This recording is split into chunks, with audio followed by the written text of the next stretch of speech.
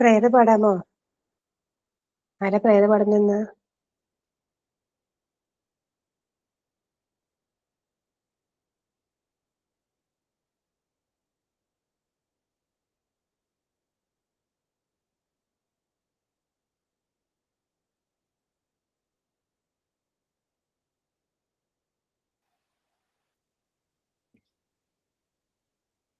Good afternoon. Good afternoon, ma'am. Good afternoon, ma'am. Good afternoon, ma'am. Good afternoon. നിങ്ങളുടെ prayer എല്ലാം കഴിഞ്ഞെന്ന് വിചാരിക്കണു. എല്ലാം കഴിഞ്ഞോ? സ്റ്റാർട്ട് ചെയ്തിട്ടില്ല. അതെന്ത് പറ്റി? ഞാൻ വന്നില്ലെങ്കിൽ ക്ലാസ് അങ്ങ് എടുക്കണം കേട്ടോ. ഞാനിങ്ങനെ സൈഡിൽ അതൊക്കെ നോക്കി ഇങ്ങനെ ഇരിക്കാന്ന് വിചാരിച്ചു വന്നാലേ. ശരി, എന്നാ സ്റ്റാർട്ട് ചെയ്തു. പ്രേരണ പാടാം.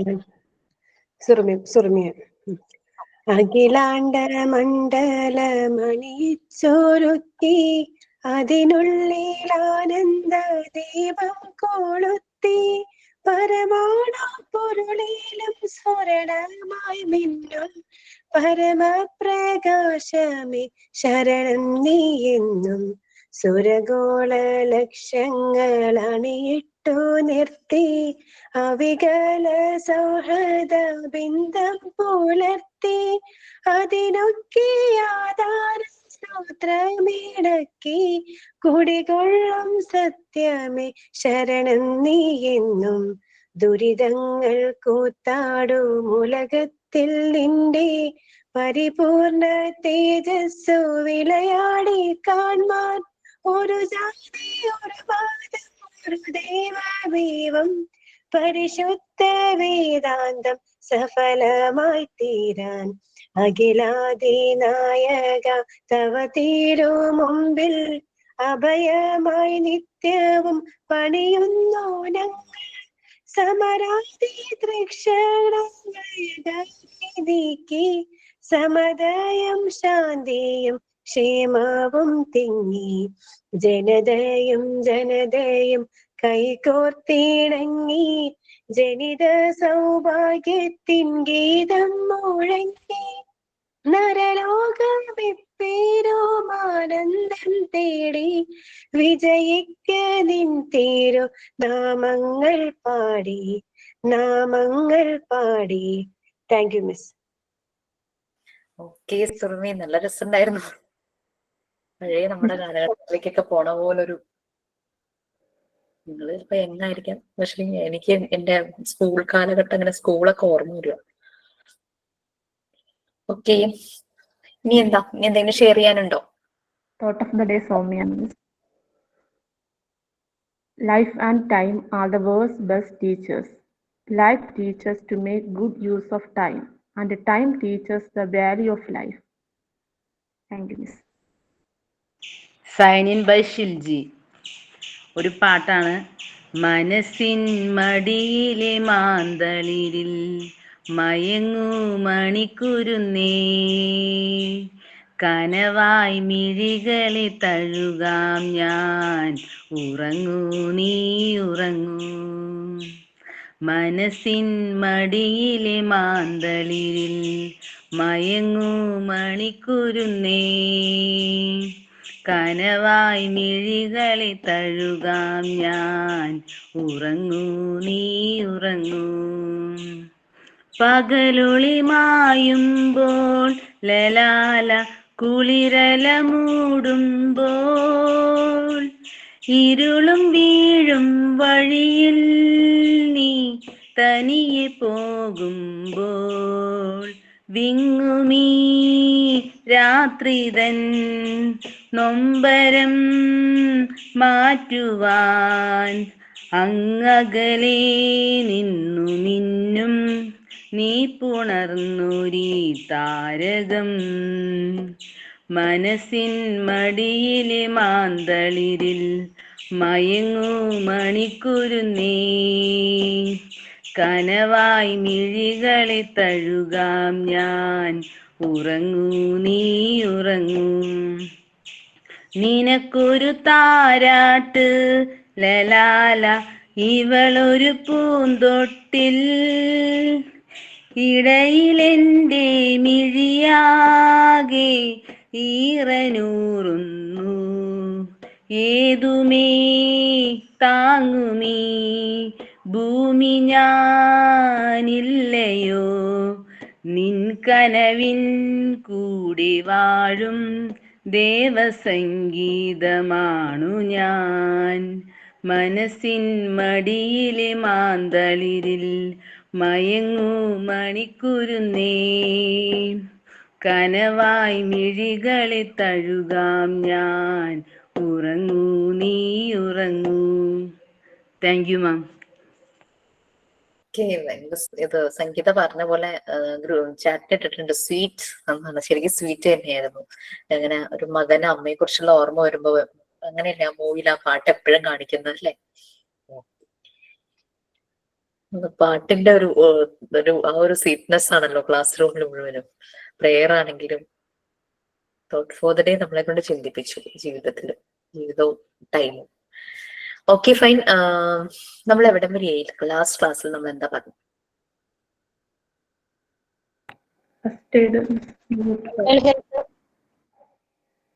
ഫസ്റ്റ് എയ്ഡ് എടുത്തോണ്ടിരിക്കുവാണോ? ഫസ്റ്റ് എയ്ഡ് ഞാൻ ആണോ? പാർട്ട് 1 ഇപ്പൊ ഏതൊക്കെ യൂണിറ്റ്സ് കംപ്ലീറ്റ് ആയി? ഞാൻ എന്റെ അല്ല എല്ലാവരുടെയും.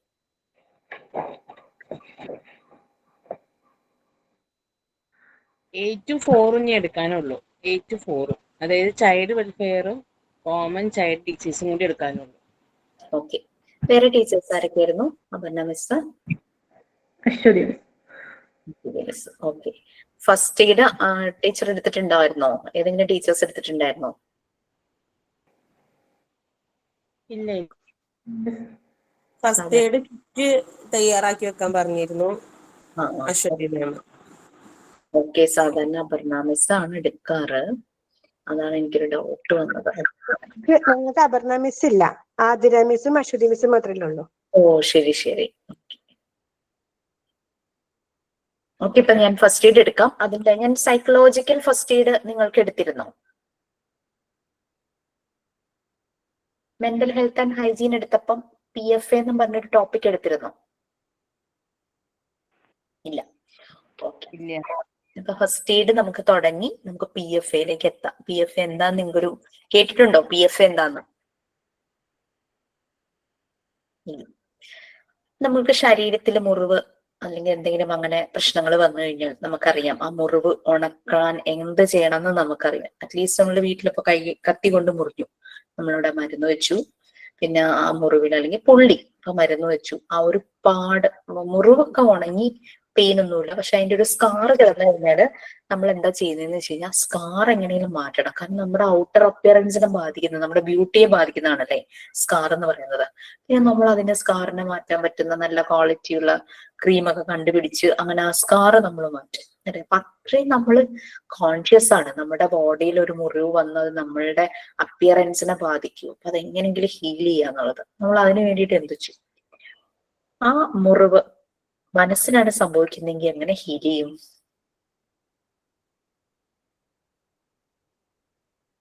കൗൺസിലിംഗ്.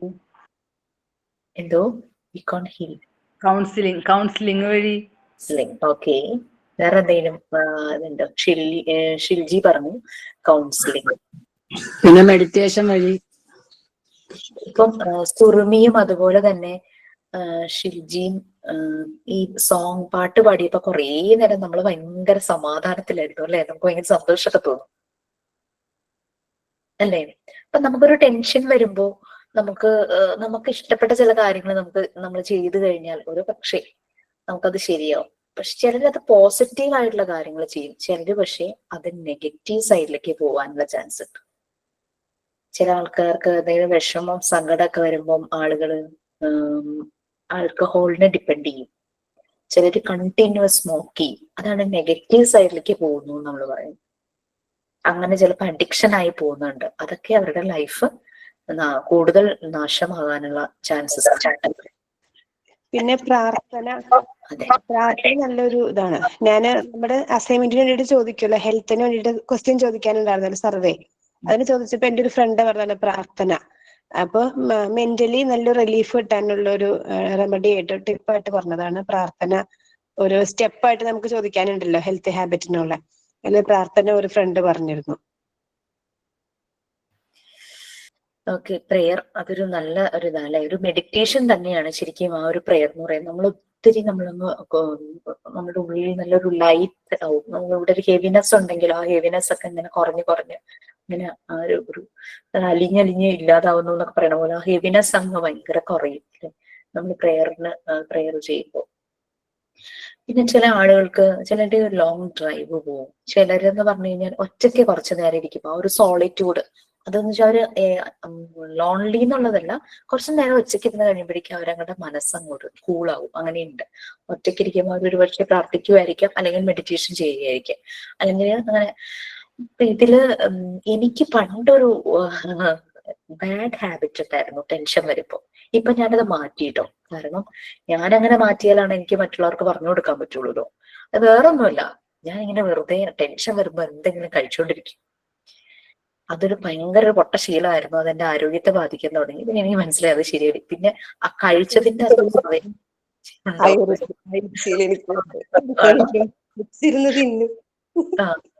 അതിങ്ങനെ ഈ കറുമുറു ഫ്രൈ ഐറ്റംസ് ആയിരിക്കും കഴിക്കുന്നത്, നല്ല സാധനമൊന്നും ആയിരിക്കില്ല. അപ്പൊ അത് ശരിയല്ലാന്ന് പിന്നെ മനസ്സിലായി. അപ്പൊ അങ്ങനെ ഒരു പ്രശ്നം എനിക്ക് ഉണ്ടായിരുന്നു. അതിപ്പം ചില ആളുകൾ സ്മോക്ക് ചെയ്യുന്നത്, ആൽക്കഹോൾ യൂസ് ചെയ്യുന്നതിന്റെ അതുപോലെ തന്നെ ബാഡ് എഫക്ട് തന്നെയാണ് അതിനും ഉണ്ടാവുന്നത്. അപ്പൊ നമ്മൾക്ക് നമ്മുടെ മനസ്സിനൊരു വിഷമം വന്നു കഴിഞ്ഞാൽ അത് ഹീൽ ചെയ്യാനായിട്ട് പറ്റണം. നമ്മുടെ മാത്രമല്ല അല്ലെ, നമ്മൾ ഒരു ഇൻഡിവിജ്വൽ ആണെങ്കിലും നമ്മളൊരു ഫാമിലിയിൽ ജീവിക്കുന്ന ഒരാളാണ്, ഒരു സൊസൈറ്റിയിൽ ജീവിക്കുന്ന ഒരാളാണ്. അപ്പൊ നമ്മളെ കണക്ട് ചെയ്യുന്ന എല്ലാ ആളുകളുടെയും ആ ഒരു അങ്ങനെയൊരു സ്വീറ്റ് കഴിക്കാറുണ്ടെന്ന് സുറുമി, അപ്പോൾ നല്ല റിലീഫ് കിട്ടുന്നത് എന്നുള്ളൊരു. ഓക്കെ, അപ്പൊ അങ്ങനെ മറ്റുള്ളവരുടെ നമുക്ക് ഹീൽ ചെയ്യാൻ നമുക്ക് പറ്റിയാൽ അത് എത്ര നല്ല കാര്യമായിരിക്കും. ഇറ്റ്സ് എ സർവീസ് അല്ലെ. അപ്പൊ എങ്ങനെയുള്ള ആളുകൾക്കാണ് ഇതുപോലെ PFA വേണ്ടത്? അപ്പൊ PFAക്ക് മുമ്പ് നമുക്ക് നമ്മുടെ സാധാരണ ഫസ്റ്റ് എയ്ഡിലേക്ക് പോവാം. പക്ഷെ നിങ്ങളുടെ ആ PDF അത് അത്ര അപ്ഗ്രേഡഡ് ഒന്നുമല്ല, പഴയ ഒരു വേർഷൻ. അതിന്റെ ഡീറ്റെയിൽസ് തന്നിരിക്കുന്നത്. ഫസ്റ്റ് എയ്ഡ് ബോക്സിൽ യൂസ് ചെയ്യുന്ന കാര്യങ്ങൾ ഇപ്പൊ പുതിയ പുതിയ കാര്യങ്ങളൊക്കെ ഉണ്ട് ഫസ്റ്റ് എയ്ഡ് ബോക്സിൽ യൂസ് ചെയ്യാനായിട്ട്. പണ്ടത്തെ ടൈപ്പ് ബാൻഡേജ് ഒക്കെ അതിനകത്ത് എഴുതി വെച്ചിരിക്കുന്നത്. പണ്ട് യൂസ് ചെയ്തിരുന്ന ഒരു V ഷേപ്പിലൊക്കെ ഉള്ള ബാൻഡേജിന്റെ കാര്യമൊക്കെയാണ് അതിനകത്ത് പറയുന്നത്. ഓക്കെ, അപ്പൊ നമുക്ക് എന്തായാലും അതൊന്ന് ഷെയർ ചെയ്യാം. ഫസ്റ്റ് എയ്ഡ് അതിനകത്തുള്ളത് എന്താണെന്നും കൂടെ നമ്മളൊന്ന് അറിയണമല്ലോ. ഏതൊക്കെ അവസരങ്ങളിലാണ് ഫസ്റ്റ് എയ്ഡ് കൊടുക്കേണ്ടതായിട്ട് വരുന്നത്? ഇത് ശരിക്കും ഒരാളെ കൊണ്ട് ക്ലാസ് ലഭിക്കായിരുന്നു. ഒരേ ക്ലാസ് ഏതൊക്കെ അവസരം വരുമ്പോഴാണ് നമ്മൾ ഫസ്റ്റ് എയ്ഡ് കൊടുക്കേണ്ടത്? മെന്റലി ആയിട്ടാണോ മാം ഉദ്ദേശിച്ചതോ? നമുക്ക് ഫിസിക്കലി കാര്യം പറഞ്ഞിട്ട് മെന്റലിയിലേക്ക് പോകണം. മെന്റൽ സൈക്കോളജിക്കൽ ഫസ്റ്റ് എയ്ഡിന് നമുക്കൊരു ക്ലാസ് ഫുൾ വേണം. ഇതിന് അരമണിക്കൂറായാലും പ്രശ്നമൊന്നുമില്ല. ഇപ്പൊ നമ്മള് കടിച്ചാല്, അതുപോലെ പട്ടി, നായ അങ്ങനെയുള്ള ജന്തുക്കളൊക്കെ കടിച്ചാല്, പിന്നെ പെട്ടെന്ന് മുറിവ് പറ്റുക, അല്ലെങ്കിൽ കുപ്പിച്ചില്ല്, അങ്ങനെ ഇരുമ്പ് ഒക്കെ കയറുക, ശരീരത്തിൽ കയറുക, അങ്ങനെയുള്ള അവസ്ഥകളിലൊക്കെ ഫസ്റ്റ് എയ്ഡ് കൊടുക്കാറുണ്ട്. പിന്നെ ആക്സിഡന്റ് സംഭവിക്കുക. സഫീദ അങ്ങനെ പാമ്പ് എന്തെങ്കിലും കൊത്തുമ്പോഴോ? പാമ്പ്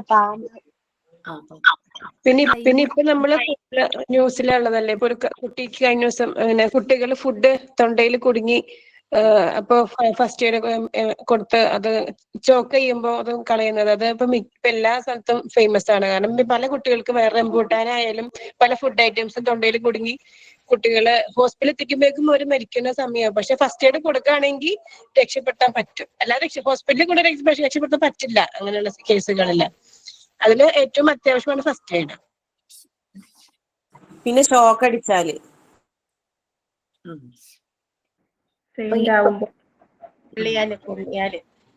എന്തോ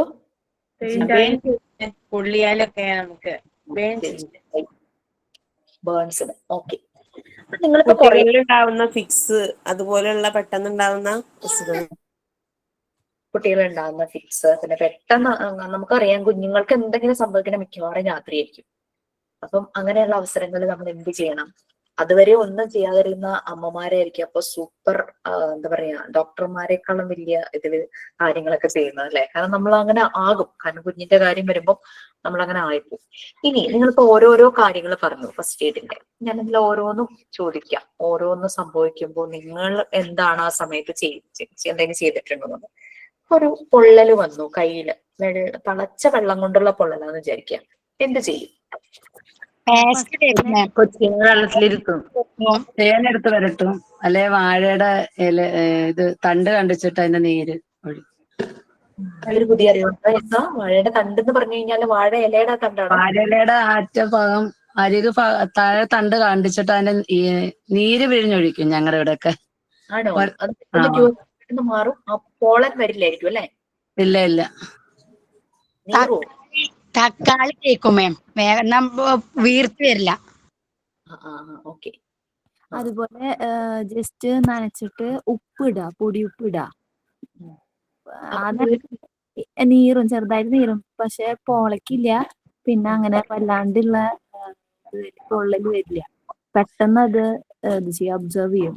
അപ്പൊ ഏറ്റവും നല്ലത് ഉപ്പാണ്. വേറെ വെള്ളം ഐസ് വെക്കാനൊന്നും പാടില്ല. അപ്പൊ ഏറ്റവും ഇതായത് കളറ് വരെ ചില സമയത്ത് നമുക്ക് അത്ര അധികം പൊള്ളലായില്ലെങ്കിൽ പോലും നമ്മള് ഈ ഉപ്പിട്ട് കഴിഞ്ഞാൽ കളറ് ഒട്ടും വരില്ല. അതേപോലെ തന്നെ പൊളയ്ക്കൂല. പൊള്ളിയാൽ പുരട്ടുന്ന ഒരു ഓയിൽമെന്റ് ഉണ്ട് സ്റ്റോക്ക്. ഞങ്ങൾ ടൂത്ത് പേസ്റ്റ് കോൾഗേറ്റ്, എനിക്കൊരു പോളൻ വരുന്നതിന് മുമ്പാണെന്ന് തോന്നുന്നു ടൂത്ത് പേസ്റ്റ്. ചിലര് പറയുന്നുണ്ട് ടൂത്ത് പേസ്റ്റ് പുരട്ടാൻ പാടില്ല എന്നൊക്കെ പറയുന്നുണ്ട്. അത് സ്റ്റോക്ക് ചെയ്യും, അത് യൂസ് ചെയ്യും. ശരി, ഞാനും കിച്ചണിൽ അങ്ങനെ പൊള്ളിയാൽ പുരട്ടുന്ന ഒരു ഓയിൽമെന്റ് വെക്കുകയായിരുന്നു, എന്റെ പേര് പറഞ്ഞു. പിന്നെ ഇനി ഇത് ഞാനിപ്പോ തിളച്ച വെള്ളം കൊണ്ടുള്ള അല്ലെങ്കിൽ തീ കൊണ്ടുള്ള പൊള്ളൽ, അത് കൂടാതെ ആവി കൊണ്ടുള്ള പൊള്ളലുണ്ടല്ലോ, അതാണ് ഭയങ്കര സിവിയർ എന്ന് പറയുന്നത് കേട്ടിട്ടുള്ളത്. അതാണെങ്കിലോ? അതിനും ഈ ഉപ്പൻ മതി എന്റെ ഇത്. അതും ഭയങ്കര, അത് മറ്റേതിനേക്കാളും ഭയങ്കര ബുദ്ധിമുട്ടാന്ന് പറയുന്നത് കേട്ടിട്ടുണ്ട്. അത് മാം എന്റെ മോനക്ക് പറ്റിയിട്ടുണ്ട്. ഇതുപോലെ ആവി കൊള്ളിച്ചപ്പോ കൈമേൽ തട്ടിയിട്ടുണ്ട്. അപ്പൊ ആദ്യം പച്ചവെള്ളത്തിൽ കഴുകിയിട്ട് പിന്നെ വാസലിൻ പരട്ടി കൊടുത്തു. അപ്പൊ പൊള്ളിയില്ല, മറ്റേ പൊളച്ചില്ല, കളറ് വീണു, പോള വന്നില്ല. തേൻ പുരട്ടും, യെസ്, ഹണി പുരട്ടും, അതും നല്ലൊരു ഇതാന്ന് തോന്നുന്നു. ബേൺ ഹീൽ ഓയിൻമെന്റ്, അതിന്റെ പേരതാണല്ലേ. ഓക്കെ. ഇനി മുറിവ് വന്നാൽ നിങ്ങൾ സാധാരണ എന്താ ചെയ്യും? കത്തി കൊണ്ട് മുറിഞ്ഞു, അല്ലെങ്കിൽ എന്തെങ്കിലും അങ്ങനെ ചില്ല് കൊണ്ടു, കാലില് ആണല്ലോ മിക്കവാറും ചില്ലുകൾ കൊള്ളുന്നത്. മുള്ളു കൊണ്ടു കാലില് മുള്ളു കൊള്ളാനുള്ള ചാൻസും ഉണ്ട്. അപ്പൊ അതൊക്കെ വരുന്ന എന്ത് ചെയ്യും? സഫിദ പറയും എന്താ? ആദ്യം മുള്ളു പുറത്തെടുക്കും. മുള്ളാണ് കൊണ്ടതെങ്കിൽ അതെങ്ങനെ പുറത്തെടുക്കും? എങ്ങനെയെങ്കിലൊക്കെ പിന്നെന്തെങ്കിലുമൊക്കെ യൂസ് ചെയ്തിട്ട് വീട്ടിൽ നിന്ന് തന്നെ ചെറിയ മുള്ളൊക്കെ കുത്തുകയാണെങ്കിൽ അങ്ങനെ എടുക്കാറുണ്ട്. അല്ലെങ്കിൽ കമ്പിന്റെ ഇതൊക്കെ. ഇപ്പൊ എന്റെ മോനെ ആണി കുത്തി 2.5 ആഴ്ച മുന്നേ. അപ്പൊ ഞങ്ങള് ഹോസ്പിറ്റലിൽ പോയി TT അടിക്കാൻ വേണ്ടിട്ട്. അപ്പൊ ഡോക്ടർ പറഞ്ഞു 3 വയസ്സായിട്ടുള്ളവന് 5 വയസ്സ് വരെ പ്രൊട്ടക്ഷൻ ഉണ്ടാവും, 1.5 വയസ്സിലുള്ള ഇത് വെച്ചാല് എന്താ കുത്തിവെപ്പ് എടുത്തുകൊണ്ട് ഇപ്പൊ വെക്കണ്ട, TT അടിക്കണ്ടെന്ന് പറഞ്ഞു. ജസ്റ്റ് ഒന്ന് അത് തുടച്ചു തന്നിട്ട് വീട്ടിൽ പോയിക്കോന്ന് പറഞ്ഞു. പിന്നെ കുഴപ്പമൊന്നും ഉണ്ടായില്ല. ഞാൻ ചാറ്റ് ബോക്സിൽ ഒരു മെസ്സേജ്, ഇവിടെ ഒരു വൈദ്യനുണ്ട്, അവര് സ്പെഷ്യൽ എണ്ണ ഉണ്ടാക്കുന്നുണ്ട്, വെള്ളം തട്ടാതെ നോക്കണം, അത് പുരട്ടിയാൽ പൊള്ളുമ്പോൾ. അതെവിടെയാ ഷംന സ്ഥലം?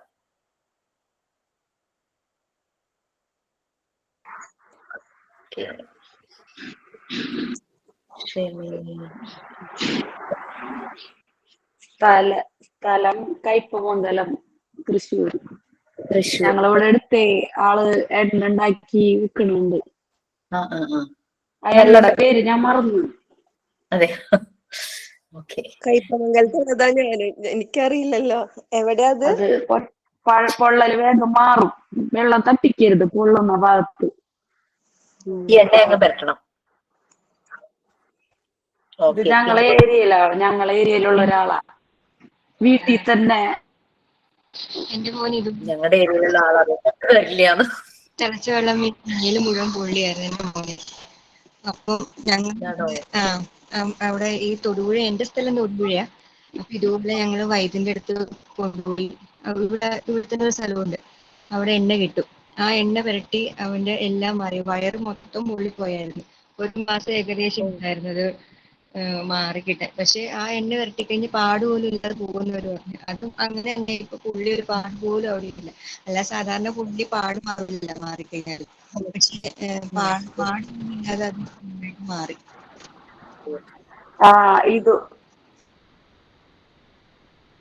ഇതും പാടുണ്ടാവില്ല എന്നാണോ ഷംന പറയാൻ? ഇതും അതുപോലെ തന്നെ പാടൊക്കെ മാറുന്നുണ്ട് ഇവിടെ. ഓക്കെ. ഇനി ഡോഗ് ബൈറ്റ് ഒക്കെ ആണെങ്കിലോ, നായ കടിക്കുവോ അങ്ങനെ എന്തെങ്കിലുമൊക്കെ ആണെങ്കിൽ നമ്മൾ എന്താ ചെയ്യാറ്? നമ്മള് പെട്ടെന്ന് അത് ക്ലീൻ ചെയ്തതിന് ശേഷം സോപ്പ് ഇട്ട് കഴുകണം, അവിടെ തുണി കഴുകുന്ന സോപ്പ്. അതിനുശേഷം പിന്നെ ഹോസ്പിറ്റലിൽ പോയി അതിന്റെ വാക്സിൻ എടുക്കണം. ഞാൻ പൂച്ച എടുത്തപ്പോ അങ്ങനെയാ ചെയ്തത്. ഓക്കെ. തുണി കഴുകുന്ന സോപ്പ് എന്താ? Bar soap? ബാർ സോപ്പ് ഉപയോഗിക്കണം എന്നാ പറയുന്നത് ഇവിടെയൊക്കെ ഉള്ളവര്. ഡോക്ടറും അങ്ങനെയാ പറഞ്ഞ. ഓ അത് ശരി. തുടങ്ങിയിരിക്കുന്ന കണ്ടന്റുകള് ഇതിന് പെട്ടെന്ന് ഇൻഫെക്ഷൻ ഉണ്ടാവാതെ സംരക്ഷിക്കാൻ പറ്റും. അത് ബാർ സോപ്പിലും തുണി കഴുകുന്ന സോപ്പിലും 2 രീതിയിലാണല്ലോ ചെയ്യുന്നത്. അതെ മാഡം. ബാർ സോപ്പില് ബ്ലീച്ചിന്റെ അംശം വല്ല ഉണ്ടാവുമായിരിക്കും, അതുകൊണ്ടാണോ? അതെ. കാരം കൂടുതലുണ്ടാവൂലോ, കാരം. അതെ അതായിരിക്കാം. ഷിൽജി എന്തോ ഇതിനിടയ്ക്ക് പറയാൻ വന്നു, എന്തെങ്കിലും പറയാൻ വന്നിരുന്നോ? ഞാൻ പറഞ്ഞത് കൈയൊക്കെ പൊള്ളാണെങ്കി ഇന്നാളെ എന്റെ മോളുടെ കാലുമ്മ ചായ വീണേ, തിളച്ച ചായ. അപ്പൊ ഞാൻ എന്റെ മോളെ ബേസനിലേക്ക് ഇരുത്തി വീർക്കാണ്ടിരിക്കാനായിട്ട്, പോളം പൊന്താണ്ടിരിക്കാൻ വേണ്ടി അവളെ ഞാൻ ബേസനിലേക്ക് കാല് പൊള്ളി എന്റെ മുകൾ ഭാഗം വരെ വെള്ളം നിറച്ചിട്ട് ഇരുത്തി. എന്നിട്ട് ഓയിൽമെന്റ് വാങ്ങിച്ചു പറ്റി. അപ്പൊ കുഴപ്പമുണ്ടായില്ല, പൊള്ളിയൊന്നുമില്ല, പാടൊക്കെ പോയി. ഓക്കെ. ഇപ്പൊ ഡോഗ് ബൈറ്റിന് നമ്മളിതങ്ങനെ വാഷ് ചെയ്ത് എത്രയും പെട്ടെന്ന് അത് ഡോക്ടറെ കാണിക്കേണ്ടത് തന്നെയാണ് അല്ലെ? പൂച്ചയാണെങ്കിലും അങ്ങനെ എന്തെങ്കിലും അനിമൽസിന്റെ ബൈറ്റ് വരുമ്പോഴേക്കും. പിന്നെ സ്നേക്ക് ബൈറ്റോ? എന്നെ പാമ്പ് കൊത്തിട്ടുണ്ട്. സോപ്പ് ആദ്യം തേക്കില്ല. അത് ചുരുട്ട പാമ്പാ, കുഞ്ഞു ചുരുണ്ടിരിക്കും ആ പാമ്പ്. അപ്പൊ എന്റെ അനിയൻ അതിനെ കെട്ടിവെച്ചത്. പക്ഷെ എന്റെ കാല് ചീഞ്ഞു പോയി, ഒരു വിരലില് പകുതി പോയി, ചീഞ്ഞു പോയി. അത് വിഷമില്ലാത്ത പാമ്പാ, പേടിക്കാനൊന്നുമില്ല. പക്ഷെ അത് കാല് ചീഞ്ഞു പോകും. അങ്ങനെ ഒരു വിരല് പകുതിയോളം പോയി. പക്ഷെ കുറച്ചും കൂടി കഴിഞ്ഞെങ്കിൽ എന്റെ കാലിന്റെ എല്ല് വരെ പോയേനെന്ന് പറഞ്ഞു. അങ്ങനെ ആയി പോയേന്ന് ഒരു വിരല്. ഓ ശരി. പകുതിയില്ല വിരല്. അപ്പൊ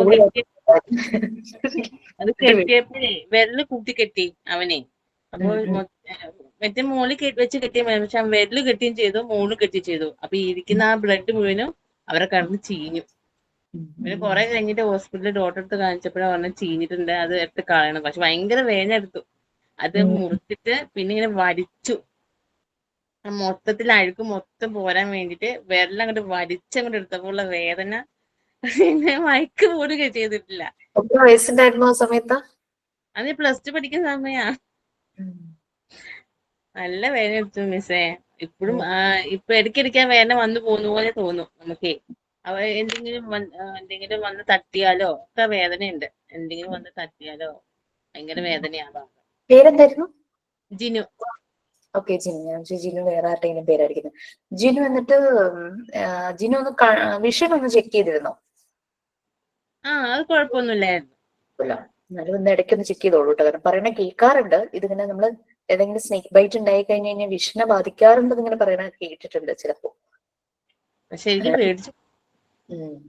ലിനി എന്താ പറയാൻ വന്നേ? ലിനി ഞാന് മറന്നുപോയി ഇതിന് കാര്യം കേട്ടോ. പേഴ്സണൽ എക്സ്പീരിയൻസ് ആയതുകൊണ്ട് അതങ്ങ് വേഗം കേൾക്കുമായിരുന്നു. എന്നെ കടിച്ചു. പട്ടിയുടെ തന്നെ കടി കിട്ടി കഴിഞ്ഞാൽ ഫസ്റ്റ് എയ്ഡ് എന്ന് പറയുന്നത് ഈ സോപ്പ് ആദ്യം തന്നെ ഡോക്ടർ എപ്പോഴും പറയാ റിൻ സോപ്പ് ഇട്ടിട്ട് കഴുകുക. ആ ഭാഗം ഫുള്ള് കഴുകിയിട്ട് പിന്നെ വേഗം കൊണ്ടുവിടാം. അപ്പൊ പിന്നെ കുഴപ്പമുണ്ടാവില്ല. അത് ഉള്ളില് വിഷം കേറാണ്ടിരിക്കാൻ വേണ്ടിയിട്ടാണ് ഇത് ഇതാക്കുന്നത്. അതെ സഫീദ, എല്ലാവരുടെയും പേടി സ്വപ്നമാണ് സ്നേക്ക് ബൈറ്റ്. എനിക്ക് പട്ടിയും പാമ്പുമാണ് എനിക്ക് ഏറ്റവും പേടി. ഓക്കെ. സോ അങ്ങനെയൊന്നും നമുക്ക് സംഭവിക്കാതിരിക്കട്ടെ. അങ്ങനെ എന്തെങ്കിലും വന്നാൽ പെട്ടെന്ന് തന്നെ നമുക്ക് മെഡിക്കൽ അസിസ്റ്റൻസ് കിട്ടുകയും ചെയ്യട്ടെ എന്ന് വിചാരിക്കുക. പിന്നെ ഈ ഫസ്റ്റ് എയ്ഡ് കൊടുക്കുന്ന കാര്യം ഓരോന്നും സംഭവിക്കുമ്പോൾ ഇതാണ് ഫസ്റ്റ് എയ്ഡ് കൊടുക്കേണ്ടത് അങ്ങനെയൊക്കെ നമ്മൾ പറഞ്ഞു അല്ലെ. ഫസ്റ്റ് എയ്ഡ് കൊടുക്കുന്ന ആള്, അതായത് ഇപ്പം ഒരു പെട്ടെന്ന് ഇത് നേരത്തെ കലകൂട്ടിയൊന്നും നമ്മൾ അറിയണില്ല അല്ലെ. അപ്പൊ അങ്ങനെ ഒരു ആക്സിഡൻസ് ആണ് ഇതെല്ലാം, അങ്ങനെ സംഭവിക്കുകയാണ്. അപ്പൊ ആ സമയത്ത് ഫസ്റ്റ് എയ്ഡ് കൊടുക്കുന്ന ആൾ എങ്ങനെയായിരിക്കണം? ധൈര്യമായിട്ടുള്ള ആളാണോ? ധൈര്യമുള്ള ആളായിരിക്കണം. നല്ല വീക്കുള്ളതായിരിക്കണം കയ്യും. അയാള് തലറിഞ്ഞു വീണോ അയാളെ നോക്കേണ്ട അവസ്ഥ വരരുതല്ലേ. നല്ല അലേർട്ട് ആയിരിക്കണം. അപ്പൊ സ്പോണ്ടേനിയസ് ആയിട്ട് ഒരു പ്രോംപ്റ്റ് റെസ്പോൺസ് ആയിരിക്കണം. പെട്ടെന്ന് തന്നെ ആക്ട് ചെയ്യണം. നമ്മുടെ ആക്ഷൻ ആണ് വേണ്ടത്, സഡൻ ആക്ഷൻ ആണ് വേണ്ടത്. എത്രയും പെട്ടെന്ന് ഹോസ്പിറ്റലിലേക്ക് കൊണ്ടുപോവുക എന്നുള്ളതാണ്. നമുക്ക് നമ്മുടെ PDF കാര്യം പറഞ്ഞു കഴിഞ്ഞാൽ വലിയ കാര്യമായിട്ടൊന്നും അതിൽ വരുന്നില്ല. അതുകൊണ്ടാണ് ഞാൻ നിങ്ങളെ കൊണ്ട് ആദ്യം ഈ കാര്യങ്ങളെല്ലാം ഡിസ്കസ് ചെയ്യിച്ചത്. നമുക്ക് ഇനി വേറൊരു കാര്യം കൊണ്ടുണ്ട്. അപ്പൊ നമ്മള് മുറിവുണ്ടാകുന്നത്, പൊള്ളലുണ്ടാകുന്നത്, സ്നേക്ക് ബൈറ്റ്, ഡോഗ് ബൈറ്റ്, അങ്ങനത്തെ കാര്യങ്ങളെല്ലാം പറഞ്ഞു. വേറെ അപ്പൊ എന്ത് ചെയ്യും? അപ്പൊ തന്നെ മെയിൻ സ്വിച്ച് ഓഫ് ആക്കാൻ പറ്റുമെങ്കിൽ ഓഫ് ആക്കുക, അല്ലെങ്കിൽ പിന്നെ ഉണക്കപ്പട്ടയ്ക്ക് അടിക്കുക. നല്ല ശക്തി വെച്ച് കൊടുക്കാൻ കിട്ടിയ അവസരം അല്ലെങ്കിൽ കൊടുക്കുക അല്ലെ. ഓക്കെ, അത് നമ്മൾ ആ ഒരു കണക്ഷൻ ഡിസ്കണക്ട് ചെയ്യില്ല.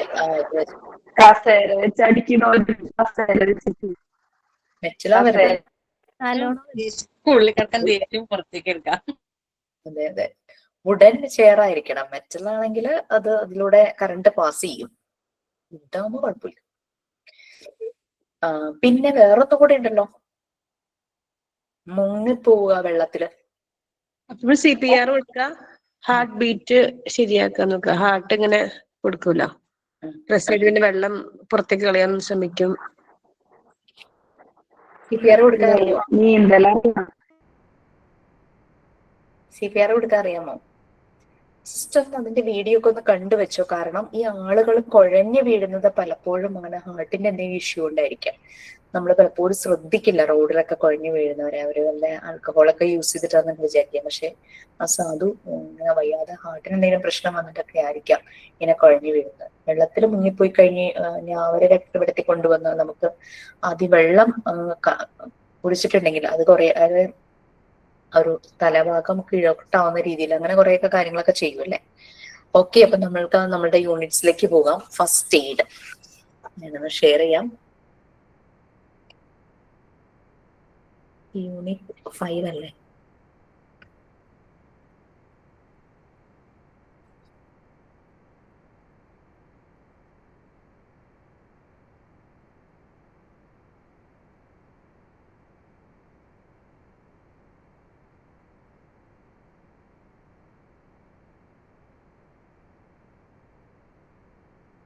എന്റെ ചാപ്റ്റർ എൻ്റെ എടുക്കാറില്ലാത്തതാണ് അതെന്റെ ഇല്ലെന്ന് തോന്നുന്നു.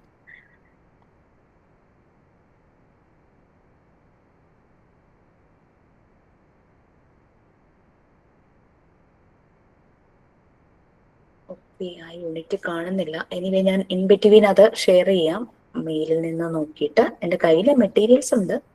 നിങ്ങളുടെ കയ്യിലുണ്ടോ? ടെക്സ്റ്റ് ഉണ്ടോ?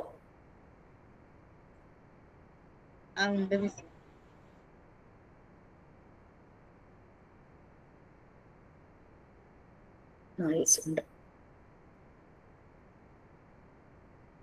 യൂണിറ്റ് 5 അല്ലേ?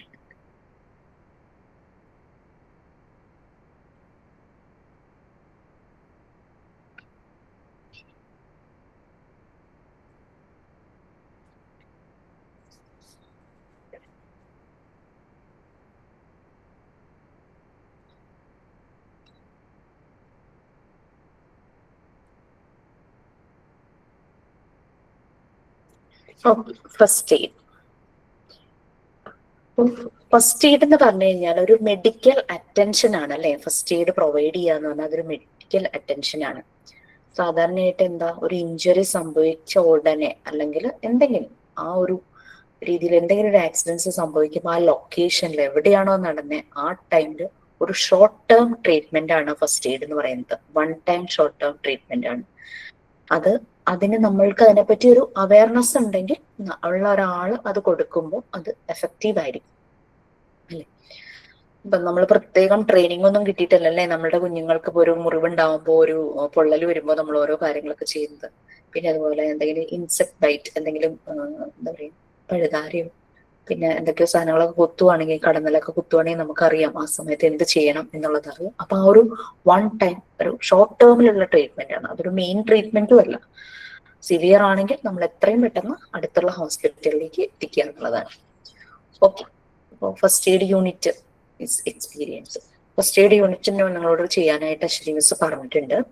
ഇനി ഫസ്റ്റ് എയ്ഡ് നമ്മൾ സാധാരണയായിട്ട് ഇപ്പൊ വീട്ടിൽ നമ്മൾ പറഞ്ഞു, വീട്ടിലൊരു ഫസ്റ്റ് എയ്ഡ് ബോക്സ് ഉണ്ടെങ്കിൽ അതിനകത്ത് നമ്മൾ അത്യാവശ്യം വേണ്ടുന്ന കോട്ടൺ, പിന്നെ ബാൻഡേജ്, പിന്നെ ഇതുപോലെ ബിറ്റാഡിൻ, പിന്നെ പൊള്ളലിനുള്ള അങ്ങനെയുള്ള മരുന്നുകളും പിന്നെ ചില മെഡിസിൻസും നമ്മൾ സൂക്ഷിക്കും. ടാബ്ലറ്റ്സ് അല്ലേ, അതായത് ഇപ്പം പനി പെട്ടെന്ന് രാത്രിയൊക്കെ വരുമ്പോഴേക്കും ആ ടെമ്പറേച്ചർ കുറയ്ക്കാൻ നമ്മൾ സാധാരണ പാരസ്റ്റമോൾ ഒക്കെ വയ്ക്കും. പിന്നെ ഗ്യാസിന്റെ പ്രശ്നങ്ങളൊക്കെ വരുമ്പോൾ നമ്മുടെ വീട്ടിലെ പ്രായമായവരുണ്ടാവും, കുട്ടികളും ഉണ്ടാവും. പെട്ടെന്ന് രാത്രി അസ്വസ്ഥത ഒക്കെ വരുമ്പോൾ സാധാരണ ഈ രാത്രി കിടക്കുമ്പോഴാണ് ഈ ഗ്യാസ്ട്രൈറ്റിസ് പോലുള്ള പ്രശ്നങ്ങളൊക്കെ വരുന്നത്.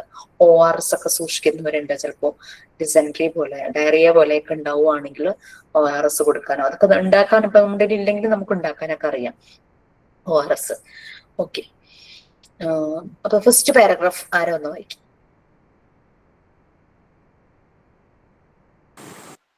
ഞാൻ വായിക്കുന്നു. It is natural to have accidents in the schools. It is required that before actual medical aid can be pressured, something has to be done to the injured. This kind of treatment is called first aid. First aid is not a proper treatment. It is relief given to the patient before proper treatment by a doctor is made available. First aid is defined as the treatment that is given on the spot before the actual medical aid is reached.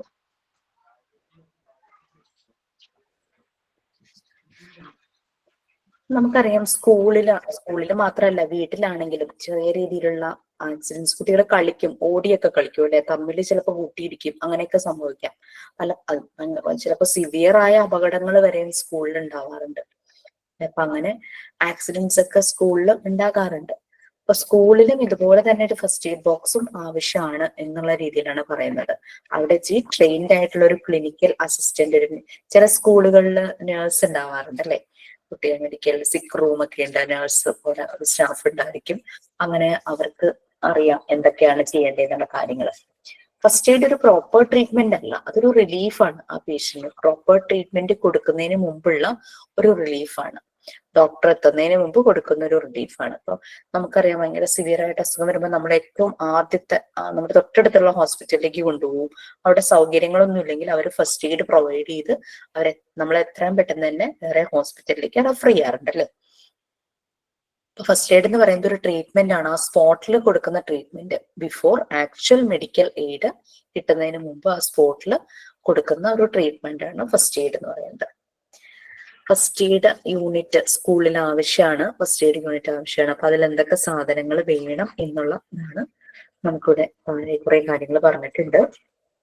അപ്പം നിങ്ങൾക്ക് താഴെ 18 items താഴെ കൊടുത്തിട്ടുണ്ടല്ലേ first aid കിറ്റില്. കുറെയൊക്കെ കാലഹരണപ്പെട്ടതാണ്, പുതിയ രീതിയിൽ updated ആക്കിയിട്ടില്ല. നമുക്ക് വേണമെങ്കിൽ അതൊക്കെ ഒന്ന് അപ്ഡേറ്റ് ആക്കാം. 18 ഐറ്റംസ് കൊടുത്തിരിക്കുന്ന ലിസ്റ്റ് നിങ്ങൾക്ക് കാണാൻ പറ്റുന്നില്ലേ? ജസ്റ്റ് ഒന്ന് വായിച്ചു നോക്കൂ. 18 ഐറ്റംസ്. അതല്ലാതെ അല്ലെങ്കിൽ അതിന് പകരം വേറെയാണ് നല്ലതെന്ന് തോന്നുവാണെങ്കിൽ പ്ലീസ് കമന്റ്.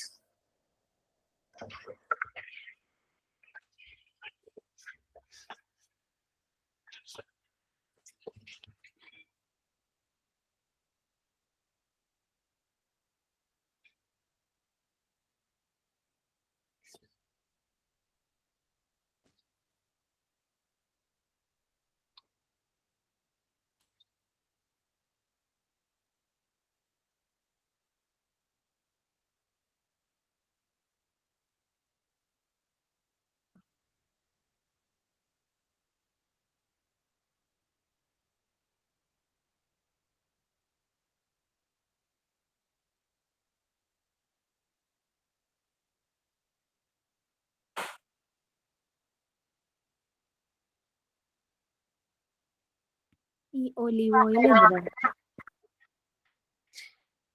ഒലിവ് ഓയിൽ എനിക്കൊന്ന് സെല്ലിങ്ങിനാണോ എന്ന് എനിക്കൊരു സംശയമുണ്ട്. നീര് പോലെ വരുമ്പം അങ്ങനെ ഉപയോഗിക്കാനാണോ എന്നൊരു ഡൗട്ട് ഉണ്ട്. നമ്മൾ എണ്ണ ഉപയോഗിക്കുമല്ലോ ചില സമയത്ത്, എന്തെങ്കിലും കടിക്കുമ്പോഴാണെങ്കിലൊക്കെ അടുത്ത എണ്ണയൊക്കെ പരട്ടുമല്ലോ. അതെ അതെ. നമ്മളെ ഈ പുഴുവൊക്കെ ആട്ടത്തില്ല, അപ്പൊ അതിനും ഒക്കെ ഇടാം. പുഴു ശരിയാ, അങ്ങനൊക്കെ കടിച്ച് നമുക്ക് ഇച്ചിങ്ങും ഉണ്ടാവും, അവിടെ ഇങ്ങനെ വീർത്തും വരും അല്ലെ. അപ്പൊ അവിടെയൊക്കെ എണ്ണ അതിനായിരിക്കണം എന്ന് ഞാൻ വിചാരിക്കുന്നു. കാരണം ഇത് മെയിൻലി ഈ യൂറോപ്യൻ കൺട്രീസിന്റെ റെഫർ ചെയ്തിട്ടുള്ള ഡേറ്റാസ് ആണ് നമുക്ക് കൂടുതലും. അപ്പൊ അവിടെ കോക്കനട്ട് ഓയിൽ ഒന്നും ഉപയോഗിക്കുന്നുണ്ടാവില്ലല്ലോ, അവർ കൂടുതലും ഇങ്ങനെയുള്ള ഒലിവ് ഓയിൽ ഒക്കെയല്ലേ ഉപയോഗിക്കുന്നത്. അതായിരിക്കാം അതിൽ ഒലിവ് ഓയിൽ വന്നിരിക്കുന്നത്. പിന്നെ ബ്ലഡ് സർക്കുലേഷൻ കൂട്ടാൻ ഒലിവ് ഓയിൽ നല്ലതാണ് മിസ്റ്റർ. ചതവ് അതായിരിക്കും. എനിക്ക് കാലില് വെരിക്കോസ് വെയിനൊക്കെ ഒലിവ് ഓയിൽ മസാജ് ചെയ്യാൻ പറയും. വെരിക്കോസ് വെയിനൊക്കെ ഉള്ളവർക്ക് ബ്ലഡ് സർക്കുലേഷൻ നല്ലതാണെന്ന്. അതാണ് കുഞ്ഞുങ്ങൾ ചെറുതായിരിക്കുമ്പോ മസാജ് ചെയ്യാൻ ഒലിവ് ഓയിൽ നല്ലതാണെന്നൊക്കെ ചിലര് പറഞ്ഞു. ചിലര് പറയും ഒലിവ് ഓയിൽ വരട്ടുമ്പോ കറക്റ്റ് പോകും, നല്ലപോലെ മസിൽസ് നല്ല ബോഡി നല്ല സോഫ്റ്റ് ആവും എന്നൊക്കെ പറയണേക്കാം ഇങ്ങനെ ഒലിവ് ഓയിൽ യൂസ് ചെയ്യുമ്പോൾ. ഒലിവ് ഓയിൽ ആസച്ച് ഇങ്ങനെ സാലഡിലൊക്കെ ഒഴിച്ച ആളുകൾ കഴിക്കാറുണ്ടെന്ന് തോന്നുന്നു. ഹെൽത്തി ആയതുകൊണ്ടായിരിക്കും. ഒലിവ് ഓയിൽ പച്ചയ്ക്ക് കഴിക്കണം, കുക്ക് ചെയ്ത് കഴിക്കരുത്. പച്ചനെയാണ് ഒലിവ് ഓയിൽ കഴിക്കേണ്ടത്. ഗൾഫ് കൺട്രീസിൽ എല്ലാവരും ഒലിവ് ഓയിലാണല്ലോ ഉപയോഗിക്കുന്നത് എപ്പോഴും.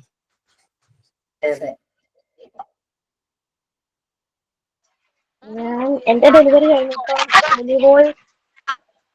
ഒലിവ് ഓയിൽ മേടിച്ചുകൊണ്ട് വന്നപ്പോ അതിടണ്ട, അതിന് ഓരോരോ മഞ്ഞളെണ്ണയോ അങ്ങാടിക്കടയിൽ കിട്ടുമല്ലോ, ജ്ഞാനേന്ദ്രം പോലെ അങ്ങനെ ഒരു എണ്ണ ഒലിവ് ഓയിൽ തേക്കാൻ സമ്മതിച്ചില്ല. മുറിവെണ്ണ ഞങ്ങളുടെ ഇവിടെയൊക്കെ മുറിവെണ്ണ വാങ്ങിക്കാൻ കിട്ടും. മുറിവെണ്ണ തേക്കും, ചതവ് മുറിവൊക്കെ പോവാനൊക്കെ നല്ലതാണ്. മുറിവെണ്ണ നല്ലതാ. കാരണം എന്താ വെച്ചാൽ ഹസ്ബൻഡിന്റെ അച്ഛൻ കിഡ്നി ഡിസ്ഫങ്ഷൻ ആയിട്ട് ഹോസ്പിറ്റലിൽ അഡ്മിറ്റ് ആയിരുന്ന സമയത്തെ അച്ഛൻ പെട്ടെന്ന് വീക്കായി, അതായത് ബെഡിൽ നിന്ന് എണീക്കാൻ പറ്റാത്ത അവസ്ഥ വന്നു.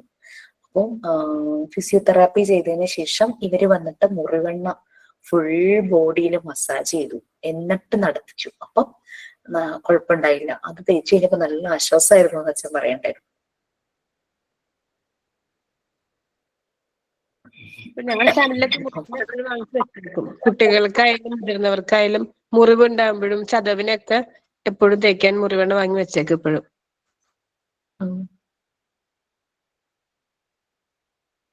ഓക്കെ, ലിസ്റ്റ് നിങ്ങൾ വായിച്ചു കഴിഞ്ഞോ?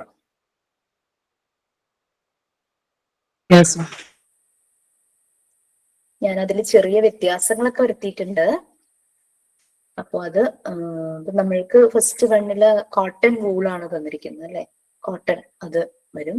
പിന്നെ ടേപ്പ്, നമുക്ക് കീറി കീറി ഒട്ടിക്കാൻ പറ്റുന്ന വൈറ്റ് കളറിലെ ടേപ്പ് ഉണ്ട്. സിസേഴ്സ് ഇല്ലെങ്കിലും നമുക്ക് കൈകൊണ്ടത് നമ്മുടെ മാസ്കിംഗ് ടേപ്പ് പോലെ തന്നെ അതേ ടെക്സ്ചറിൽ വരുന്ന ടേപ്പ് ഉണ്ട്. ബ്രഷ് എന്തിനാന്ന് എനിക്ക് മനസ്സിലായില്ല. എന്തെങ്കിലും വൂണ്ട് ക്ലീൻ ചെയ്യാനോ അങ്ങനെ എന്തെങ്കിലും ആയിരിക്കാം ബ്രഷ് അല്ലേ, അതൊക്കെ പൊടിയൊക്കെ തട്ടിക്കളയാനോ അങ്ങനെ ആയിരിക്കാം എന്ന് ഞാൻ വിചാരിക്കുന്നു. പിന്നെ റോളർ ബാൻഡേജസ് ഉണ്ട്. ഇപ്പൊ നമ്മുടെ എനിക്ക് അന്ന് കൈ വയ്യാതിരുന്ന സമയത്ത് എനിക്ക് റോളർ ബാൻഡേജ് ആണ് ഡോക്ടർ തന്നത്. നമ്മൾക്ക് ചുറ്റി അത് പിൻ ചെയ്ത് വെക്കാനുള്ള പിന്നും ഒക്കെ ഉണ്ടാവും. സേഫ്റ്റി പിൻ ഉണ്ട്. സേഫ്റ്റി പിൻ അല്ല അതിന്റെ പിൻ വേറൊരു സൈസ് പിന്നാട്ടോ. സേഫ്റ്റി പിന്നല്ല അതിന് യൂസ് ചെയ്തിരുന്നത്. പിന്നെ ട്രയാങ്കുലർ ഷേപ്പിലുള്ള ബാൻഡേജ്, അത് നിങ്ങൾ കണ്ടിട്ടുണ്ടാവും. ഇങ്ങനെ കയ്യില് ഇങ്ങനെ ട്രയാങ്കിൾ ഷേപ്പിലൊരു ബാൻഡേജ് ഇടല്ലേ പെട്ടെന്ന് ഒരു സപ്പോർട്ടിന് വേണ്ടിയിട്ട്. മറ്റേ ഗ്ലാസ്റ്റർ അല്ല, അല്ലാതൊരു ബാൻഡേജ് ഇങ്ങനെ ഇടല്ലേ ക്ലോത്ത് പോലത്തെ തന്നെ. അത് അതിന്റെ ഷേപ്പ് ഇങ്ങനെ ട്രയാങ്കുലർ പോലെയാണല്ലോ ഇരിക്കുന്നത്, ആ ഒരു സപ്പോർട്ടിന് വേണ്ടിയിട്ട്. പിന്നെ നീഡിൽസ് കാണാം. പിന്നെ സിസേഴ്സ്, ഒലിവ് ഓയിൽ ഇപ്പൊ നമ്മൾ പറഞ്ഞു, ടീസേഴ്സ്, എന്തെങ്കിലും ഇങ്ങനെ മൈന്യൂട്ടായ കാര്യങ്ങൾ എടുക്കാൻ ടീസേഴ്സ് വളരെ നല്ലതായിരിക്കും. ഈ ടീസേഴ്സിന്റെ കാര്യം പറഞ്ഞപ്പോൾ ടീസേഴ്സ് എനിക്ക് ഭയങ്കര യൂസ്ഫുൾ ആയിട്ടുണ്ടായിരുന്നു. അതെങ്ങനെയാന്ന് വെച്ച് കഴിഞ്ഞാല് എനിക്ക് അച്ചിങ്ങ മെഴുക്ക് പുരട്ടി ഭയങ്കര ഇഷ്ടമാണേ. അപ്പോ ഞാൻ തന്നെ വീട്ടിൽ കുക്ക് ചെയ്തതാണ്. അതിനകത്ത് മെഴുക്ക് പുരട്ടി പുള്ളിയും വറ്റൽമുളകും കൂടെ ചതച്ചു. അപ്പൊ ഈ അച്ചിങ്ങ ഇങ്ങനെ നമ്മളിങ്ങനെ ഒടിച്ചു കഴിഞ്ഞപ്പോ അതിന്റെ നാരുണ്ടല്ലോ സൈഡിലെ, ബൈ മിസ്റ്റേക്ക് ഒരു നാരെങ്ങാണ്ട് അതിനകത്ത് പെട്ടുപോയി. അപ്പൊ ഇത് കുക്ക് ചെയ്തപ്പോ കുറച്ചുകൂടെ അതുകൊണ്ട് സ്ട്രോങ് ആയിരുന്നു. ഇച്ചിരി മൂത്ത നാരായിരുന്നു. ഞാൻ കഴിച്ചു കഴിഞ്ഞപ്പോ എന്തോ സാധനം എന്റെ ഈ ഒരു ഭാഗത്ത് ഇങ്ങനെ ഇരിക്കുക, അത് പോണില്ല. അപ്പൊ ഞാൻ മിററിലൂടെ കഷ്ടിച്ച് നോക്കിയപ്പം എനിക്ക് മനസ്സിലായി കോമ പോലെ എന്തോ ഇരിക്കുന്നുണ്ടെന്ന് മനസ്സിലായി. ഞാൻ മോളെ കൊണ്ട് നോക്കിച്ചും കൺഫേം ചെയ്തു. അപ്പൊ ഞാൻ പതുക്കെ ടീച്ചർ വെച്ചിട്ട് വളരെ കോൺസെൻട്രേറ്റ് ചെയ്ത് എനിക്ക് ആ സാധനം എടുക്കാനായിട്ട് പറ്റി. ഹോസ്പിറ്റലിൽ പോകണമെന്നില്ല, അത് എടുക്കാനായിട്ട് പറ്റി. അപ്പൊ അതിങ്ങനെ ഇങ്ങനെ വളഞ്ഞിരുന്ന അതിന്റെ ഒരു നാരായിരുന്നു. അപ്പൊ ടീച്ചേഴ്സ് നമുക്ക് ചിലപ്പോൾ യൂസ്ഫുൾ ആയിരിക്കും. ഓക്കെ, അപ്പൊ നമ്മൾക്ക് ആ ഒരു പക്ഷെ വേറൊരാളുടെ എടുക്കാനാണെങ്കിൽ നമ്മൾക്ക് ഒരു പക്ഷെ കൈവിറയ്ക്കും. എനിക്കത് എടുത്തേ പറ്റൂ, കാരണം എനിക്ക് അസ്വസ്ഥത ഭയങ്കരമായിട്ട് ഇതിങ്ങനെ ഇരിക്കണായിരുന്നു ഇരിക്കുക. അപ്പം ഞാൻ വളരെ ശ്രദ്ധിച്ച് എന്റെ തന്നെ എടുത്തു. അപ്പൊ നമ്മൾക്ക് വേറൊരാളുടെ എടുക്കുമ്പോൾ നമ്മളുടെ ആ മൈൻഡ് അത്രയും നമ്മൾ ഇതായിട്ട് വെച്ചിട്ട് വേണം അത് എടുക്കാനായിട്ട്. നെക്സ്റ്റ് ടീച്ചേഴ്സ് കഴിഞ്ഞ് കഴിഞ്ഞാല് ബോറിക് ലിന്റ്. ബോറിക് ലിന്റ് ഇപ്പൊ ഉണ്ടോന്ന് എനിക്കറിയില്ല. ഇത് എന്ന് വെച്ച് കഴിഞ്ഞാൽ നിങ്ങൾ കണ്ടിട്ടുണ്ടോന്ന് അറിയില്ല. നമുക്ക് എന്തെങ്കിലും വൂണ്ട് അല്ലെങ്കിൽ സ്വെല്ലിംഗ് ഒക്കെ വരുമ്പോൾ ഒരു പീസ് ഓഫ് ക്ലോത്ത് പോലത്തെ ഇത് ഇങ്ങനെ ഒരു ബോറിക് ആസിഡോ അങ്ങനെയുള്ള എന്തോ സൊല്യൂഷനിൽ മുക്കിയിട്ട് ആ ഭാഗത്ത് ഇങ്ങനെ വെക്കാറില്ലേ നഴ്സുമാരെ? ഞാനത് കണ്ടിരിക്കുന്ന കൂടുതലും വീഡിയോസിലാണ്, നേരിട്ടൊരു അനുഭവം ഇല്ല. ഇങ്ങനെ അത് നനച്ച് ഇങ്ങനെ വെക്കും. സെല്ലിങ്ങോ വൂണ്ടോ കാലിലൊക്കെ എന്തെങ്കിലും പോലെയൊക്കെ വരുമ്പോ കണ്ടിട്ടുണ്ടോ? ഒരു കാലൊടിഞ്ഞു കഴിഞ്ഞാലേ അതെ, സ്ക്വയർ ഷേപ്പിൽ പോലെ ഇരിക്കും. അതാണ് ഈ ബോറിക് ലിന്റ്, ബോറിക് ആസിഡോ അങ്ങനെ എന്തൊക്കെയോ വെച്ചിട്ടൊക്കെയാണ് ഇതിന്റെ പരിപാടി. നെക്സ്റ്റ് സ്പ്ലിന്റർ എന്താന്നുള്ളത് ഞാൻ മറന്നു. ഈ സ്പ്ലിന്റർ ചെറിയൊരു ടൂളാന്ന് തോന്നുന്നു, ഈ മുള്ളൊക്കെ എടുക്കാനോ അങ്ങനെ എന്തോ ഉള്ളൊരു ടൂളായിട്ടാണ് എനിക്ക് തോന്നുന്നത് സ്പ്ലിന്റർ. പിന്നെ ഇതില് 18 ഞാൻ 20 എണ്ണത്തിന്റെ ലിസ്റ്റ് ചെയ്ത് വെച്ചിട്ടുണ്ട് കേട്ടോ. ഇതിലെ കഴിയുമ്പോൾ ഞാൻ അത് വായിക്കാം. സോൾട്ട്, കുറച്ചു മുമ്പ് പൊള്ളലിന്റെ സോൾട്ട് പറയുന്നുണ്ടായിരുന്നു. Next carbolic acid. ബോളിക് ആസിഡ് നമ്മുടെ ഫിനോള് പോലെ തന്നെയുള്ള ആന്റിസെപ്റ്റിക് ആയിട്ടുള്ള ഒരു ലോഷൻ. അതാണ് ജേംസിനെ കില്ല് ചെയ്യുന്ന ഒരു ആന്റിസെപ്റ്റിക് ലോഷൻ പോലെയാണ് കാർബോളിക് ആസിഡ് യൂസ് ചെയ്യുന്നത്. പിന്നെ സോഡിയം ബൈകാർബണേറ്റ്, ബേക്കിംഗ് സോഡ ഇല്ലേ നമ്മുടെ, അതാണ് സോഡിയം ബൈകാർബണേറ്റ്. ബേക്കിംഗ് സോഡ എന്തിനായിരിക്കും യൂസ് ചെയ്യാം?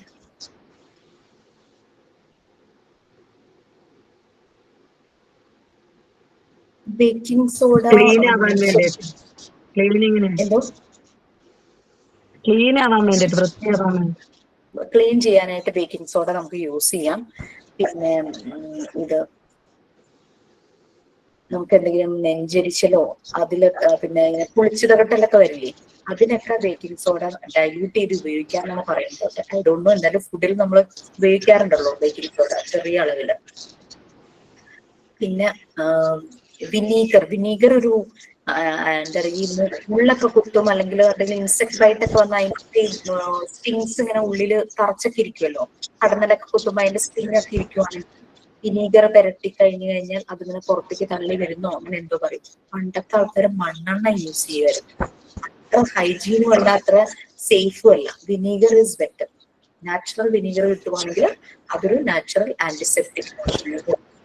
പെട്ടെന്ന് ഇങ്ങനെ വിനീഗർ തടകുമ്പോൾ അത് പുറത്തേക്ക് അതിന്റെ ആ ഒരു പിൻ പോയിന്റ് പോലെ എൻ പോയിന്റ് ഇങ്ങനെ കാണാനായിട്ട് പറ്റും.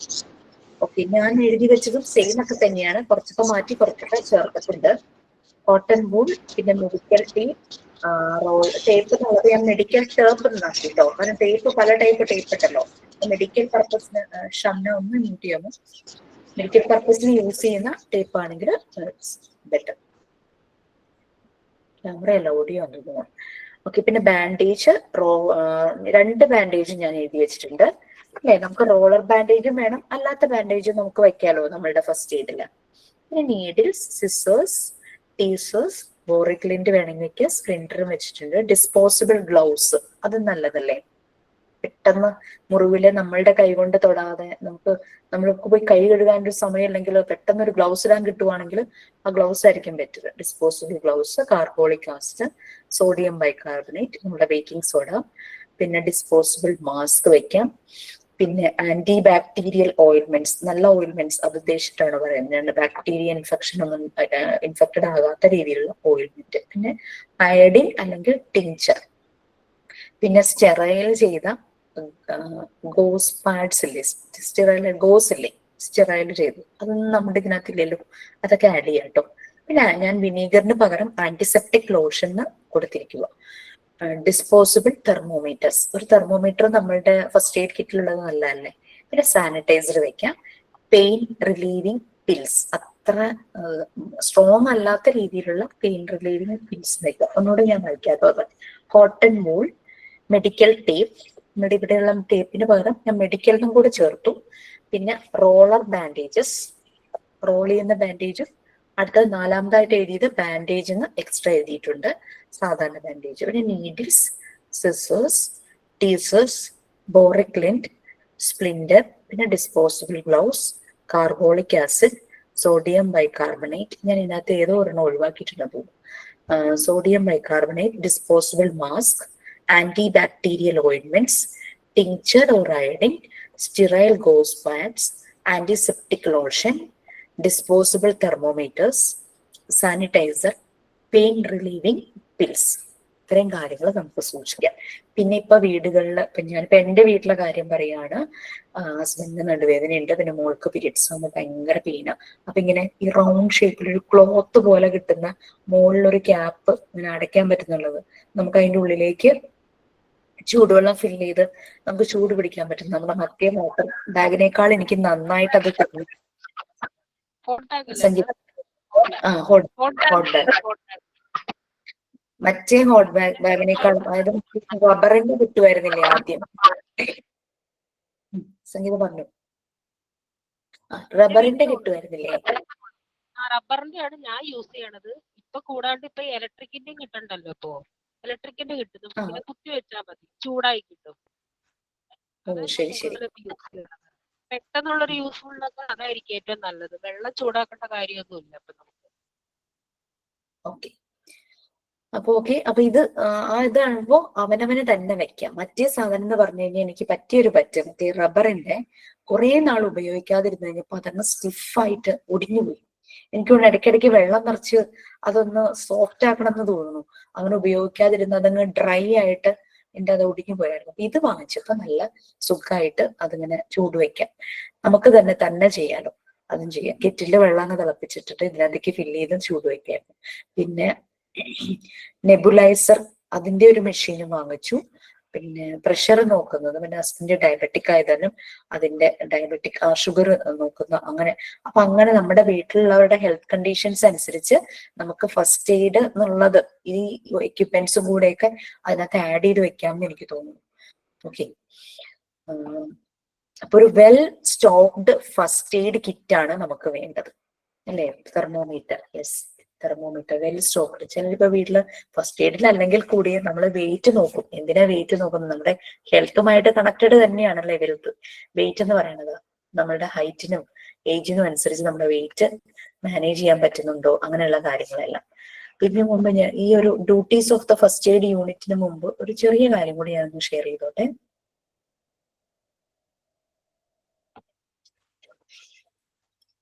ഒരു well stocked first aid kit വേണം നമ്മൾക്ക്. അപ്പൊ നിങ്ങൾ ഒന്നുകൂടെ ഒന്ന് അനലൈസ് ചെയ്തിട്ട് ഒരു ഫസ്റ്റ് എയ്ഡ് കിറ്റിൽ എന്തൊക്കെ സാധനങ്ങൾ വേണം എന്നുള്ള രീതിയിൽ ഒരു ലിസ്റ്റ് ഉണ്ടാക്കുക. നമ്മുടെ വീട്ടില് മാക്സിമം നമ്മൾ ഒരു എമർജൻസി വരുമ്പോൾ നമ്മൾക്ക് നമ്മുടെ വീട്ടിൽ തന്നെ ഉണ്ടാവണം. പിന്നെ അതുമല്ല നമ്മളുടെ തൊട്ടടുത്ത വീട്ടിലും അവരുടെ ഇല്ലെങ്കിൽ നമുക്ക് പ്രൊവൈഡ് ചെയ്യാനായിട്ട് പറ്റുന്ന രീതിയിൽ എപ്പോഴും ഫസ്റ്റ് എയ്ഡ് കിറ്റ് നോക്കുക.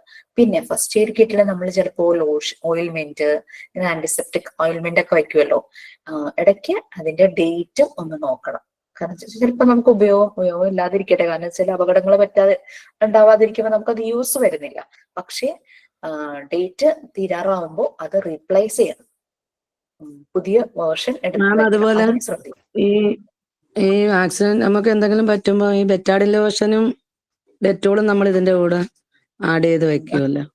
അപ്പം ഈ ഷുഗർ ഉള്ളവർക്കൊന്നും പറ്റത്തില്ലല്ലോ ഈ ബെറ്റാഡിന്. പിന്നെ വേറെ ഓയിൻമെന്റ് ആണല്ലോ ഡോക്ടർമാര് പറയുന്നത്. അത് എനിക്ക് പുതിയ അറിവാണ് കേട്ടോ. ഷുഗർ ഉള്ളവർക്ക് ബെറ്റാഡിൻ പറ്റാത്തത് എന്താ? പഴുക്കൂ? പഴയ ഉമ്മായിക്ക് അങ്ങനെയായിരുന്നു. വേറെ ഓയിൻമെന്റാ തന്ന ഡോക്ടർ അന്ന്. ഈ ബെറ്റാഡിൻ ലോഷനും കിട്ടും വാങ്ങിയ. എന്റെ മദറിലോ ഷുഗർ ഒന്നും ഇല്ല, എന്നാലും അലർജിയാണ്.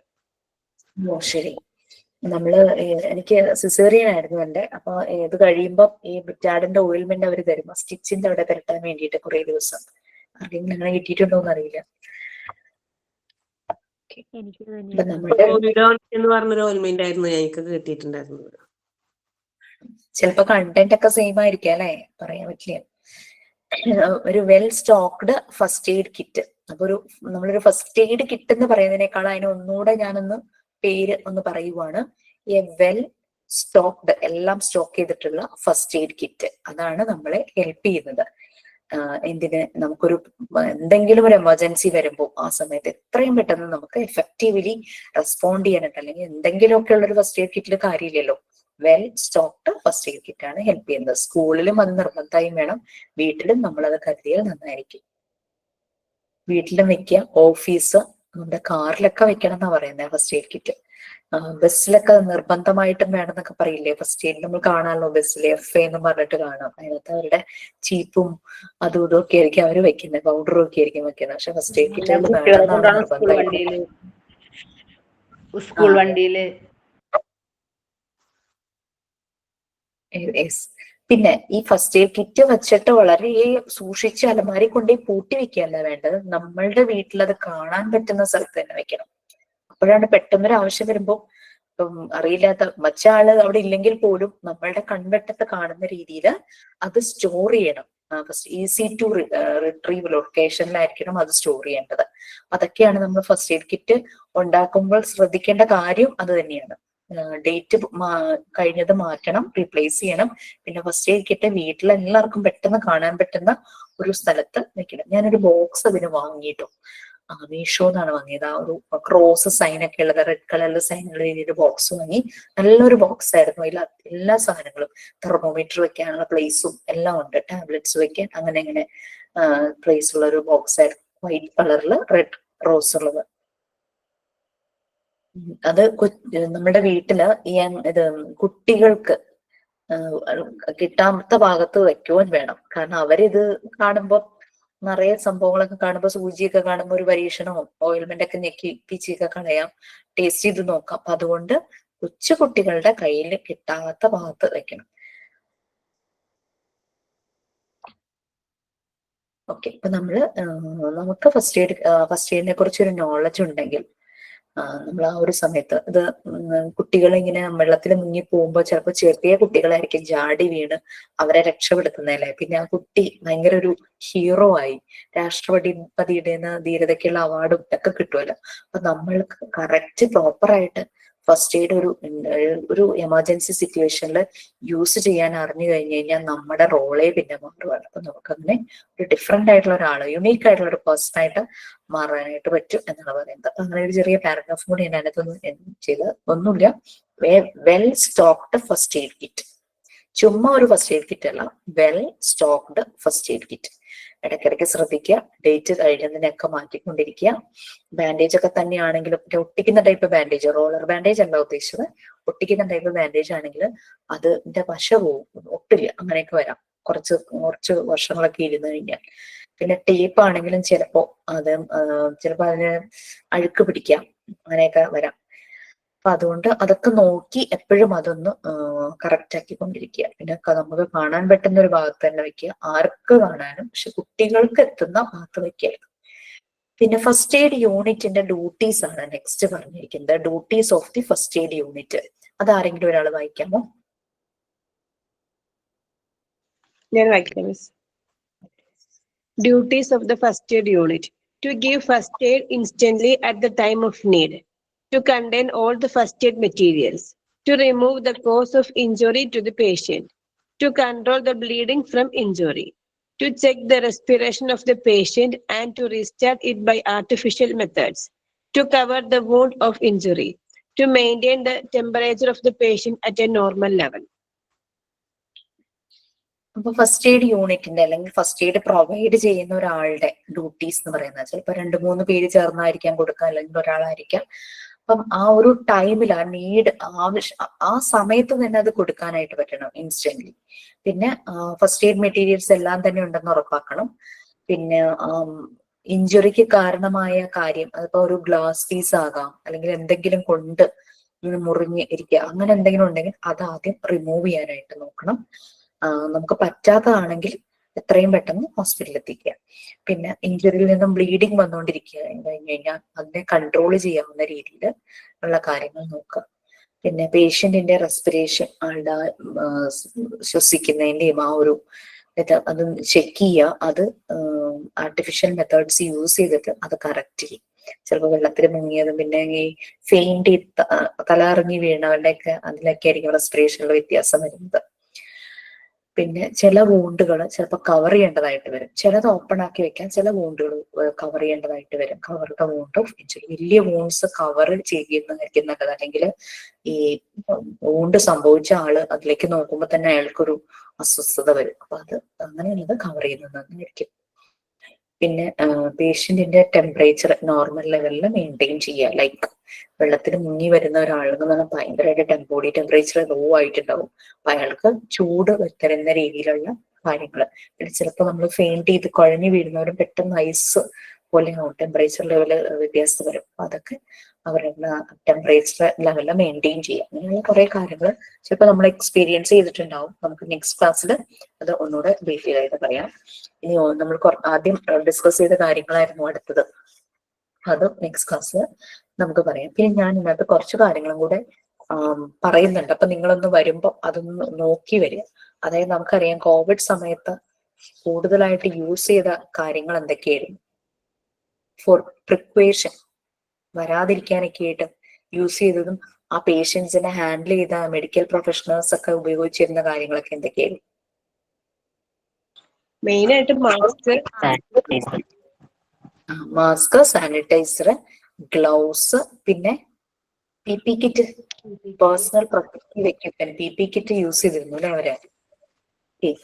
അപ്പൊ അത് അങ്ങനെ അതിനെപ്പറ്റിയൊക്കെ ഒന്ന് ആ ടൈമിൽ ഉപയോഗിച്ചിരുന്ന കാര്യങ്ങളെ പറ്റിയൊക്കെ ഒന്ന് അറിഞ്ഞ് ഒന്ന് നോക്കിയിട്ട് വരൂ കേട്ടോ. ഓക്കെ, നമുക്ക് നെക്സ്റ്റ് ക്ലാസ്സിൽ കാണാം. അതിന്റെ ചെയ്യാം. സൈൻ ഔട്ട് ഉണ്ടോ ആരെങ്കിലും? മാം ഞാൻ കാണിച്ചോട്ടെ. അസൈൻമെന്റ് സബ്മിറ്റ് ചെയ്തിട്ട് ഇപ്പൊ 1 month കഴിഞ്ഞു, ഇതുവരെ മാർക്ക് വന്നിട്ടില്ല.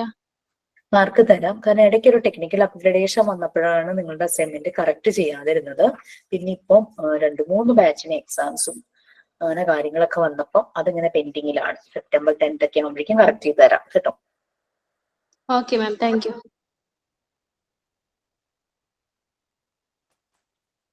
മാം ഒരു കാര്യം ചോദിച്ചോട്ടെ?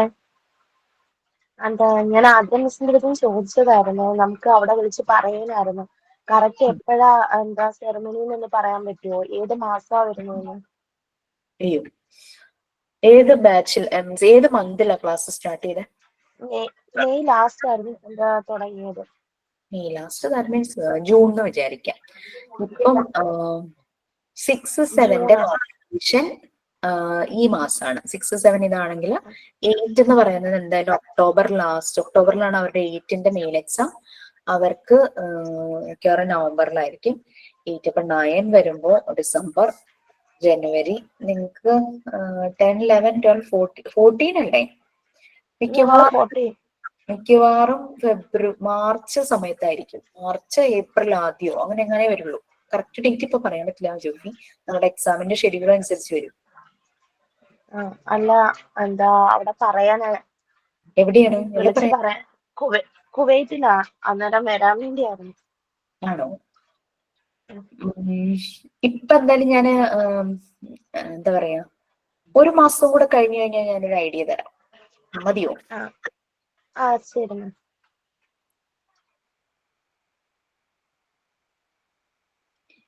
Okay then, bye. Thank you, ma'am.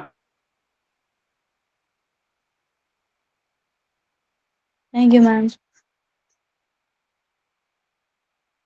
Thank you, ma'am.